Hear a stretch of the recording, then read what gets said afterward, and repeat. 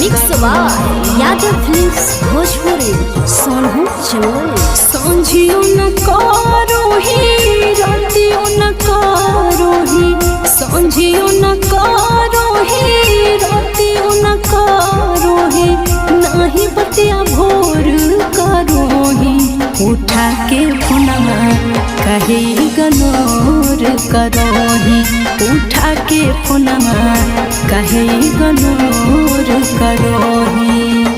कवन कसूरवा भेलो रे सोनावा, कवन कसूरवा भेलो रे सोनावा, लागो अब दूसरे पमरोही।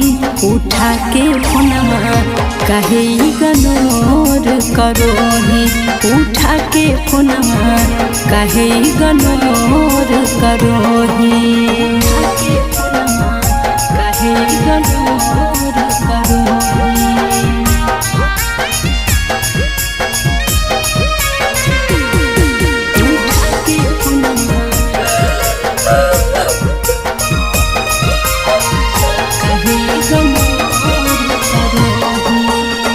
करे के न बतिया हऊ जब मना माता, झूठो काहे करो ही बहानामा रे पागला, झूठो काहे करो ही बहानामा।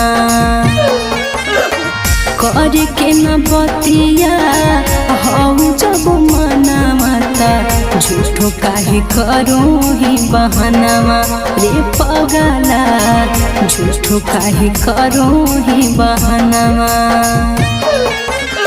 मिल गेलो हमारा से बढ़िया रे जनुआ, मिल गेलो हमारा से बढ़िया रे जनुआ, तबे सोयखिया से भरोही।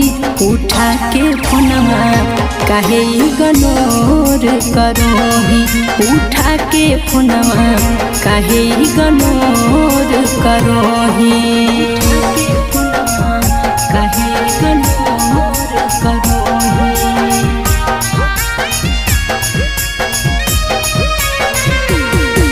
उठा के फोनमा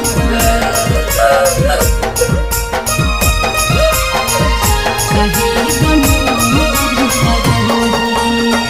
तोड़ी दिल दिलावा भूला दिल सपना, तोही एगो हाली हमर अपना रे सोनामा, तोही एगो हाली हमर अपना।